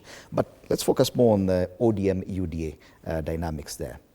Do you agree that the demand for the running mate position could actually be the biggest bone of contention going into 2027? Let's listen to what the Deputy President had to say about this debate and some other politicians from the Mount Kenya region. Ati wanasema iko maneno ya wasiwasi huku. Nyinyi nawauliza, si mnajua hii serikali mimi ndio namba 2 kwa hiyo serikali? Ni kweli si kweli? Ni kweli si kweli? Mimi nataka niseme hivi watu wetu. Mimi nataka kuwaambia mrelax. Mimi nataka kuwaambia mfanye nini? Mfanye nini? Mfanye nini? Na musiletewe wasiwasi na mambo madogo madogo yale watu wanaongea, watu wa siasa. Mimi ndio Deputy President wa Kenya, na hii kiti hakuna mahali kinaenda, na tukitoka hapa hakuna kurudi nyuma, ni kusonga mbele. Position ina babili, tunataka hiyo ichukuliwe. Tumesikia ODM wamekuja sana, si ODM wamekuja sana, si wanatemea mate hii kiti. We must divide our city, si ndio? Huyu profesa watu wache kucheza na yeye. Huyu anajua kazi yake ama hajui? Nimeona wajumbe ya mlima wakilia, tunataka kiti ya naibu wa rais, ate huyu Zaporano wasiguzwe. Nyinyi mlikuwa na naibu wa rais amechaguliwa na kura, mwanaume kamili. Alikuwa anaambia Ruto, wewe Ruto kwa macho, akigonga meza mimi nagonga, si ndio? Si nilikuwa nafanya namna hiyo? Kwa sababu nilimwambia Ruto, wewe huwezi finya watu wetu, unafinya watu wenye makema, unafinya watu wa kulima. Nikamwambia Kasongo, wewe utakuwa one term. Niliangalia naye macho kwa macho, si ndio? Na ilibakia kidogo nichape kofi, si ndio? Hata nilifanya makosa ningechapa Huyu Kasongo tumemweka kwa kona, Sasa na watu yake, watu ya Kenya Kwanza na watu ya ODM wanataka kubadilisha narrative. Wanataka kututoa kwa mambo ya Kasongo na vile ameharibu Kenya, ati tuanze kuongea mambo ya Kindiki na watu ya ODM. Sisi hatuwezi toka hapo. Mimi nataka kuambia watu ya upinzani, msiangukie hiyo mtego. Kasongo ameongea na watu ya ODM na wale ya UDA, amewaambia waanze debate ati nani atakuwa deputy president. Hiyo ni mambo ya ujinga. Sisi hatuna haja na mambo ya deputy president. Tunataka kupeleka Kasongo nyumbani, aende nyumbani. All right. Forget even about what the former deputy president said, Bwana Mungatana. I saw your face change. Yeah. When you but talking about UDA ODM formation, and the people within UDA already complaining, and they seem jittery. Wanasema ODM wanakuja sana. It is the same concern you raised at State House. Do you agree that yes, this one is going to bring a bit of jitters and trouble within that coalition? So let me just make a disclosure. I have a very, clear mind when it comes to what a deputy president should do, and the support I give Professor Kindiki as opposed to the former vice president, the deputy president, is unconditional, because I think he's executing what a deputy president should do. And Muzungu has said, if it ain't broken, don't fix it, okay? So there should be no debate about who is going to be. But it's already broken, Senator. Mate It's already broken. That's why you needed the broad-based arrangement for the government to survive. No, it's already broken. No, it's not. I mean, the position of deputy president is not broken. I think that's what we are discussing. No, the whole arrangement, because now it is a balance. It is a balance for UDA to find the need to go into a coalition with ODM. Yes, it was purely political. It's about the elections of 2022, 2027. Yes. If at all UDA was able to go it alone, they would have. There's definitely need for ODM to come in. Therefore, it means that something is broken somewhere and the president needs to fix it. So let me tell you again, so that it's clarity, you can get what I'm thinking. As far as the deputy president's position is concerned, the person who is holding it now, Professor Kindiki, is performing very well. And the Mzungu has said, if it ain't broken, don't fix it. We don't want to fix that because it's not broken. Professor Kindiki, even if we went into a voting session now, we would elect him as our leader within us in the UDA, just like we did the last time when the former deputy president was with us. We didn't choose him, we chose Kindiki. And still Kindiki has that support. So leave alone this Mount Kenya and whatever business, the character, the discipline, the hard work, and applying himself, that's the kind of deputy president you want. Even you, if you are the president or the governor, that's the kind of deputy governor you would want. Senator. Yeah. But the need to form a coalition with ODM means that you have to cede some ground. And that is a concern you raised. ODM has already said that that position is what they would want. If at all it's a split, then UDA keeps the presidency, they take the deputy presidency, or the running mate position at least for next year. That is a concern. Professor Kithure Kindiki could be good, but ODM is demanding for it. But can I say this? I heard the party leader himself say, Professor, we are not against you. We are not after your seat. I heard him say. He clarified later. I didn't see the clarification. He clarified and he said he was misquoted. And he clarified and said that yes, they are coming for the running mate position. Well, it's okay. You know, the coast leaders were in State House yesterday to discuss issues concerning our counties and our development issues with the president. And I want you to know that for us, we are very clear that when it comes to political negotiations, there are some things we are not prepared to cede as a region. We think that Professor Kindiki's position should remain that way. I am one of those people. And if you remember, during the gathering where we had elected leaders from UDA, what I raised there was our concern that there is a possibility that there could be zoning. And I'm very clear in my mind. Oh, it was just about zoning. It is about zoning. I'm very clear in my mind that if ODM is supporting President Ruto, if UDA is supporting President Ruto, or any other political party within our formation is supporting President Ruto, then let everybody be free to file their candidates, and let everybody be free to build their party, but all of them, they meet at the source. There could be very many tributaries, but at the end they will join at to form the big river. Okay. However, there are areas where if you don't cooperate, you might give a chance to the other formation to get in a candidate. In those special areas, then we will need to sit down, the candidates who are there. If they cannot build consensus, then we'll have to find who is the best amongst all these political parties so that we don't lose that seat to the opposite formation. So that's the thinking. On this issue of the running mate, because ODM runs the risk of being seen as the weaker partner in that coalition, hence probably the reason why the party leader had to go back on his words and clarify and say, no, we have not said that we are not going for the running mate position. In fact, hiyo ndo tunataka sana. Those are the words of Dr. Oburu Oginga. Don't you think that, or do you think it's feasible that because I know you're a member of ODM, that ODM could go into this coalition with anything less than being on the presidential ticket? at least as running mate? Thank you. I personally think Kenyans are being gaslighted, and for no good reason. And I want to stick to the words of Dr. Buru, like you have said.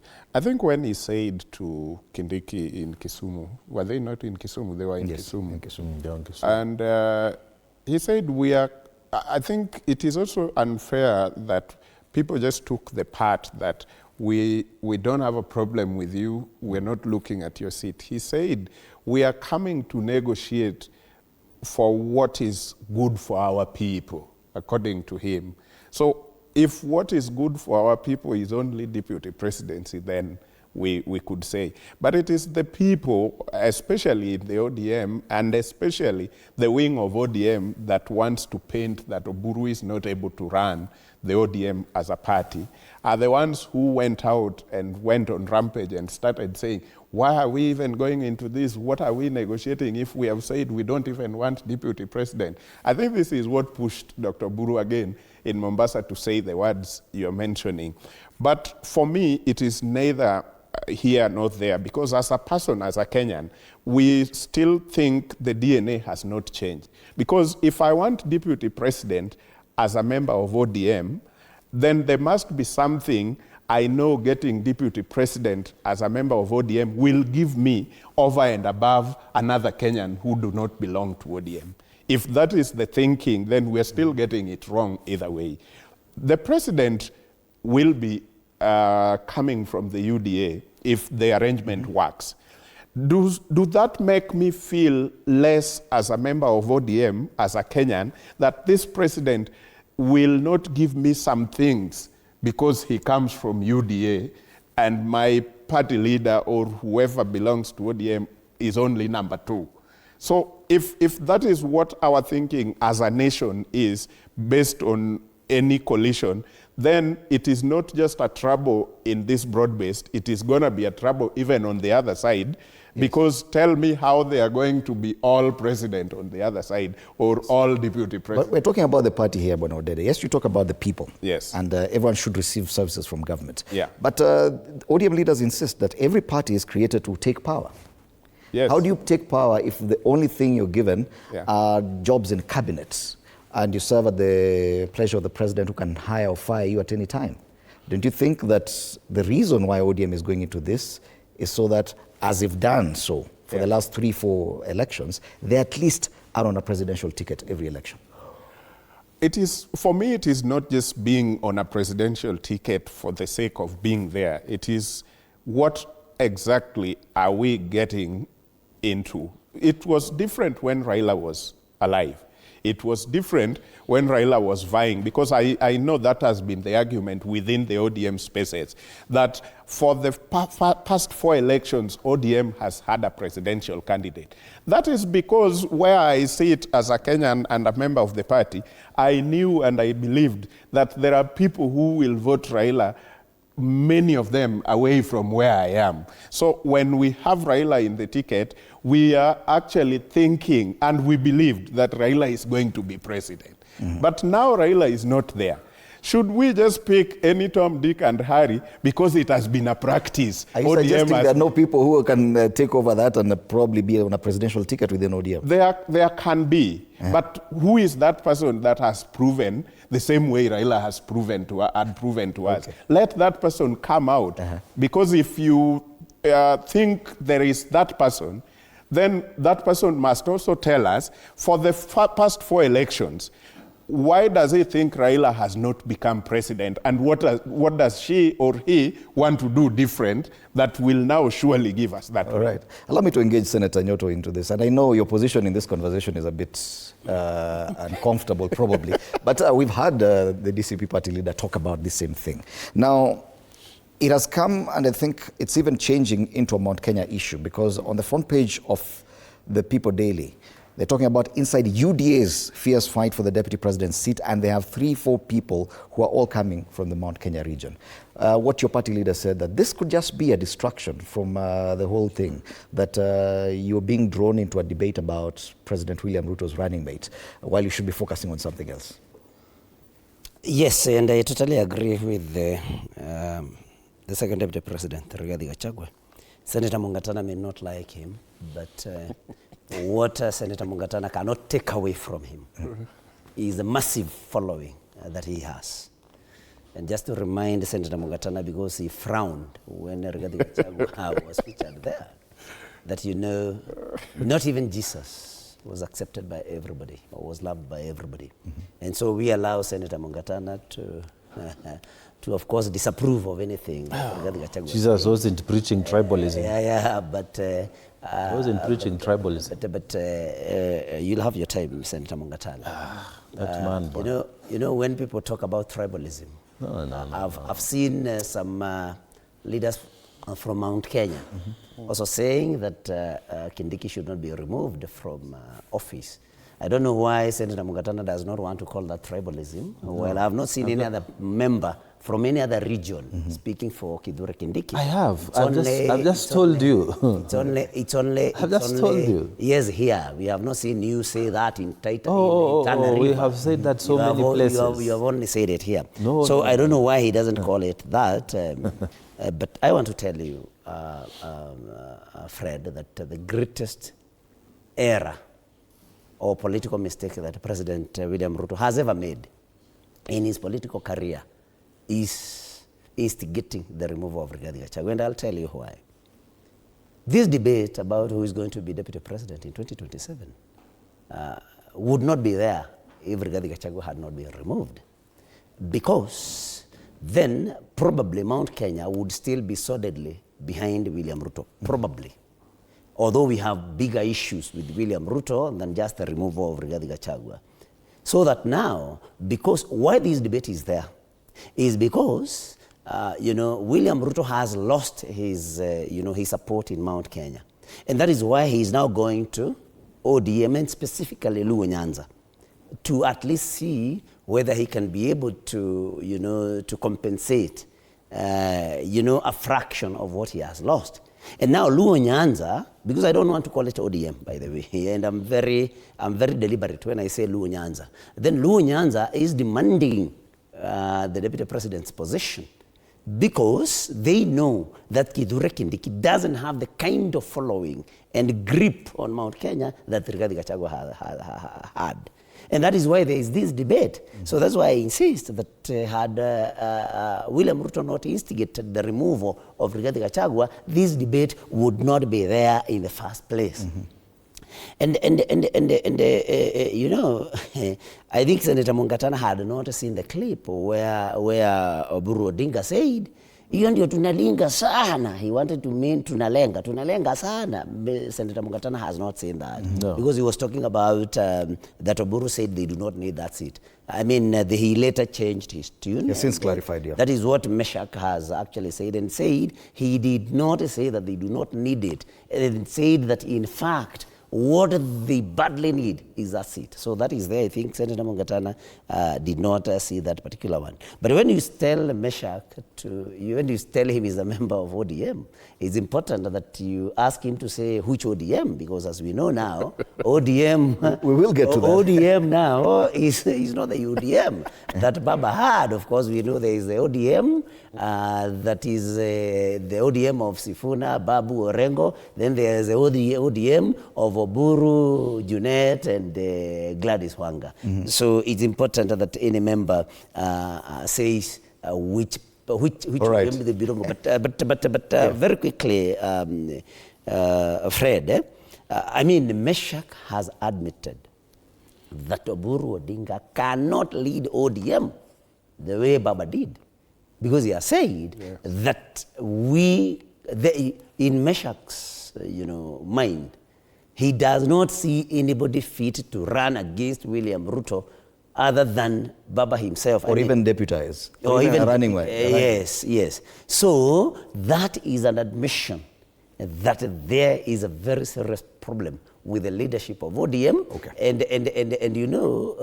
Baba did not persuade Ruto or any other president that he has entered into a coalition with to work with him Baba would behave in a way where the president of the day would look for him. But Oburu is begging Ruto to work with him. Oh, please come work with us.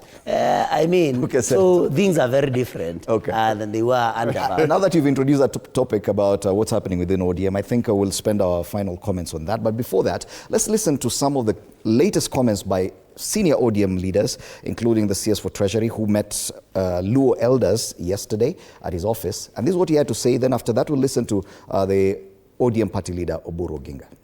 Can you come and tell us why you strongly feel that you want to go the other side?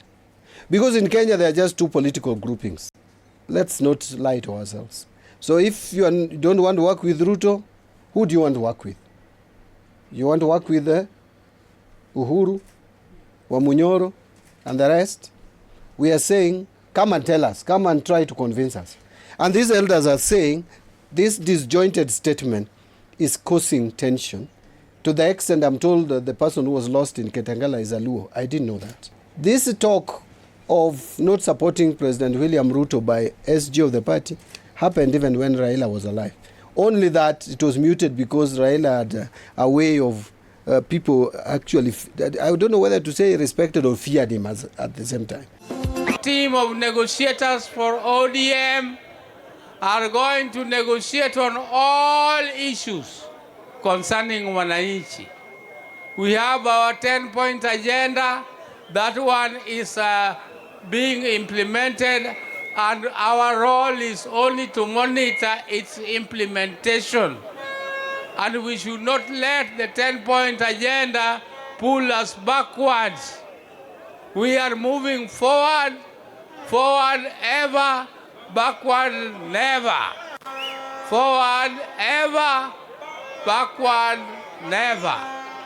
And we are not going to allow people to pull us backwards. Those who want to pull us backwards, we tell them, oh, no. Those who want to pull us backwards, we tell them what? No. All right, final comments. Start with you, Senator. It would appear that this new movement, let me call it that, led by the SG of ODM, Edwin Sifuna, Babu Wino, James Orengo, and the likes, has really caused some ripples across the political divide, both sides of the political divide. People are uncomfortable. Do you agree that this could be a game changer as we head to 2027, as you make your final comment? Many years ago, myself, Professor Kibwana, Mheshimiwa Koigi Wamwere, we started something called the Third Force. At that time, the government of Mwai Kibaki was under heavy attack from Raila Odinga, but we felt that there were some justifications because there was something we called Mount Kenya Mafia that had formed, and they were really taking state resources to their personal benefit. So we said no, so that we can calm the country, let's have this third force. Let's settle the waves. And we moved in a few places, Kajiado, where we are coast, in Ukambani and so on. We hosted a few rallies. But then, because we didn't have structure, and we didn't have financing, and we didn't have a vehicle, over time, the movement dissipated. And we had to go back to where we belonged, which was in where Mwai Kibaki was. I'm bringing this because we have had rebellions within huge formations. We've had different opinions within huge formations. My own prediction is that unless they have structure, unless they have proper financing and they have thought long term, this rebellion within ODM will fizzle out, and they will find their way in, and they will be accommodated, because politics is about, yes, and politics about accommodation and taking different opinions and putting people together, even when you don't agree. So I think my own prediction is that if they don't think long term, then they would probably come back and negotiate for positions within the larger formation. My own thinking is that going into the future, we should have formations that discuss ideas. You know, if our idea about healthcare is this, and your idea about healthcare is that, or about housing, or about you know, defense, about securities, this and this is how we have had huge democracies like the US, you know, growing. And it's my prayer that people will get out of this tribal thing. You know, the beef I have with Mheshimiwa's party leader is that his vision is just about, you know, protecting my tribe, my area, my zone. And even before the motion for his removal, impeachment came, I actually filed a censure motion in the Senate. I was the first one who brought that because I felt his articulation of issues was not what a person holding an office, a national office, should do. Okay. And you know, people like Raila have been in opposition politics for long. Mwai Kibaki, Wamalwa Kijana, people that we have admired for many years. At no time did Mwai Kibaki say, my region. Wamalwa Kijana, my region. Raila Odinga, my region. They talked about ideas. And this politics of Gachagua is so annoying to those of us who have been in this space and who are trying to build a national debate about issues. Okay. So that I would feel comfortable, for example, to associate with him on security, to associate with him on, you know, healthcare. If my party is not agreeing, I would feel comfortable to shift. But then now, if I don't have that name, I can't shift to his area. Okay. Because the kind of debate that he brings forth is not healthy for this country. And so for me, I pray that although we have been taken back into this backward politics, my prayer is that over time, we shall mutate into real public debates. Okay. So that this country can go forward. Thank you, Senator. Bwana Odede, that movement has definitely caused ripples. CS Mbadi, we see he's even calling for now a truce. He said he would even broker a truce between that movement and the other side of ODM. Don't you think that, yes, indeed, that movement is causing ripples across? I want to say that, yes, Senator Sifuna, Babu, and a few other guys around them in that movement. I actually don't know whether it's a movement because themselves, they have not declared it a movement. What they have said over and over, including the last time they had a meeting in Kitengela, was that they want to be in ODM, they are members of ODM, they are part of ODM. Sifuna went to court to become, to actually retain his position as the SG of ODM. So the only thing that it is causing, the movement is causing, is confusion.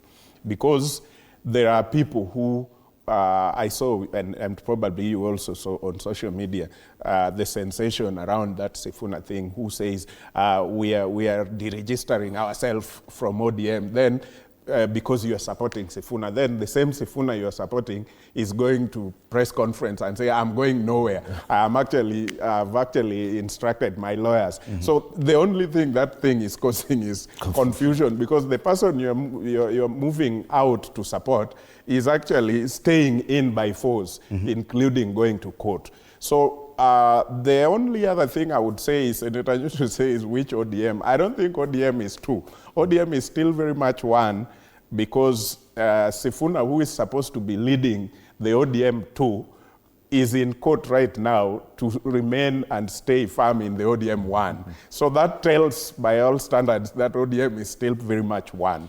What I think I would say is, we as Kenyans also love these sensational moments because we've seen if we would say, use the current trending word, sisi ndio Sifuna, there has been sisi ndio Babu, sisi ndio Mutata, sisi ndio Morara Kebaso, sisi ndio everything. We've been everyone and everything. Sisi ndio Morara. Hata sahi tutakuwa tu sisi ndio Sifuna, but you never know. In December tutakuwa sisi ndio Joe Nyutu, alafu siku ingine sisi ndio Rigathi. Thank you, so, Kenyans love those moments. Okay. Yes. Senator, because that, whatever Edwin Sifuna says is exactly what the other side of ODM doesn't want. In fact, he's been known to even chant one term. Probably you see a lot of resemblance in what ideology they are for and what the United Opposition is standing for. Do you feel challenged by this movement? Do you feel that it's a movement you can work with? Thank you, Fred. And just allow me to tell Meshach that, you cannot insist that ODM is one, because parties are about ideologies. So when we have two groups of people, two groups of members holding different ideologies, and remember, the basic thing that is, killing ODM or dividing ODM is William Ruto. Because one ODM is, we will support William Ruto's re-election in 2027. The other one is, we will not support William Ruto in 2027.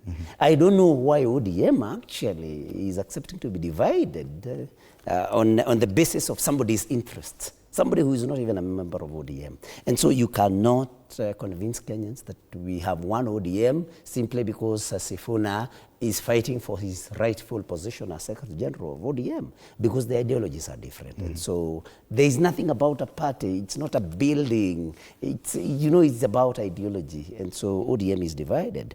And I want to tell you that the formation that is being led by Sifuna, Babu, Rengo, and others is not, you have asked me whether we feel threatened by it, and I tell you that we are not threatened. We are happy that they have seen the light, that they can see the problems that the administration of William Ruto has caused this country, the untold suffering. And so anybody, fighting bad governance cannot be a threat to us, can only be a friend to us. But allow me to quickly say that, Senator Mungatana says that this rebellion will cool, because they also cooled when they had a formation with Kivutha Kibwana and go back to ODM. I think one thing that when we discuss ODM that we should know, because I've also heard people compare Sifuna to Ababu Namwamba, who, it is true, Ababu Namwamba, fizzled out. It is because that time Baba was alive. It is different now. You cannot hold the party together without Baba, and that has been evident. Only about 4 months since the death of Baba. And when Senator Mungatana keeps talking about Rigiji is a tribalist, he preaches tribalism, Senator Mungatana is just pursuing hatred. Because there are other people that have spoken for their regions, and Senator Mungatana has not raised a voice. But because of the poisoning that he has been able to receive from President Ruto, with interaction with him all the time, he only sees Rigathi. And I'll tell you very quickly, Buddy, you have just featured Buddy here. He called a meeting of the Luo Council of Elders to discuss ODM, which is supposed to be a national party. But he is calling a meeting of Luo Council of Elders. Okay. Senator Mungatana sees nothing tribal in that, but everything Rigathi Gachagua says is tribal. Senator. Aisha Jumwa, who comes from the coast, where Senator Mungatana comes from, when this, struggle and this, whatever to divide ODM came, Aisha Jumwa stood and had support of other coastal leaders. And they said, if Joho will not be there, they as coastals will also come from ODM. Okay. When the coastals speak about their people, that's not tribal. But any time Rigathi Gachagua speaks about his people, thank you, Senator. Let's get some feedback. Thank you, Dede. So how do they become? I know Dede is on standby to sample some feedback before we end the show. And what are people saying about the conversation this morning? Clearly, that conversation won't end now, Fred. But due to time, let's just sample a few feedback to get to the conversation that you're having on that side. Do we have them? Let's see. Mwangi Francis, the country is united under ODM Linda Mwananchi and one term. And we have, this is Mimi Sitwi Josiah. He says, ODM are overhyping their impotence. They don't know that Ruto and Mount Kenya can unite within a second and form a government again, like no one's business. All right, that's as far as the state of the nation is concerned. Coming up next, we talk matters relationship. It's Relationship Wednesday, and the question we are asking, what matters more in a relationship, financial support or emotional presence? I don't know what your panel, Fred, will think about our topic of the day today. I want to leave it open for anyone who wants to go first. Is it financial support or emotional presence? Good question, Senator. What do people go for? Emotional support or financial support or emotional presence? Right. I think financial for me. Once the finances are out, the emotions rise. Emotionally okay. No, when you have no finances in that relationship, the emotions will set in immediately because you lack a lot of things. All right, Senator. I'm a bit traditional. I think a man needs to take full responsibility of his wife, his family. There should be no going Dutch when you are dating. You need, and I'm teaching my sons, when you ask a girl out, you pay. Okay. When you get married, you pay. My wife does not spend anything. Her salary is hers. Mine is for all. Our business, her businesses are hers. I will, in our custom, going to my wife to get money, it must be a very desperate situation. All right. So I'm pretty traditional. Maybe I'm not the correct person for financial support. And Fred, I want our digital guys to cut that particular bite to post it for us online. Financial support. I was waiting for Senator Mugatana to say where he did not mention anything about emotional presence. For him, it is financial support and everything. But just to tell you that I come from the village, and growing up in the village, the only thing I saw our fathers do was availing financial support. I don't think they were emotionally present. However, these are different time and generation. I think there's need to have a balance of both, and I agree with Senator Mungatana. It's biblical actually that a man provides for his family. And of course, you know that when Eve did that mistake of actually getting that fruit and gift to Adam, the only punishment that God gave to Eve and a woman that time, and even today, is the pain during birth. But the man was told his punishment was that he was going to sweat forever. And so financial support is biblical. Yes. Emotional support there. But it's not as important. Well, for women it is. For men, I don't know. Not important. Anyway, Senator Jonyo Tomburanga, Meshach Odede, political commentator, and Senator Dr. Danso Mungatana of Tana River. Thank you so much, gentlemen, for your time at TV47 this morning. That conversation is what is coming after the break, so don't go anywhere. And start texting, answering that question on all our social media pages, TV47 Kenya on Facebook and YouTube, TV47 Digital on X. See you after the break.